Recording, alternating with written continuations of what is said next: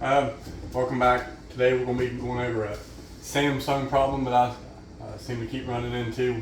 My wife and I bought a Samsung kit, dishwasher, stove, etc. and it's been nothing but absolutely the worst. So our problem is now, when you open this up, this flapper door never stays the way it should, and you've got to hold it closed to get the door to close, which is a real pain in the butt.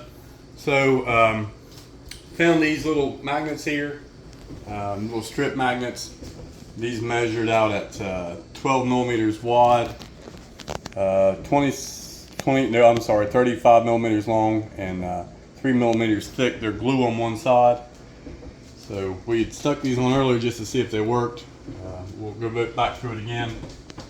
Come down to your hinge side here, put you one, get it good and flush, and then just stick this side to that magnet side, if I can get it to stick, and close this.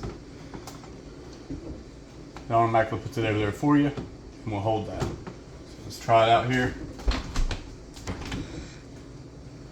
That's how you fix your flapper.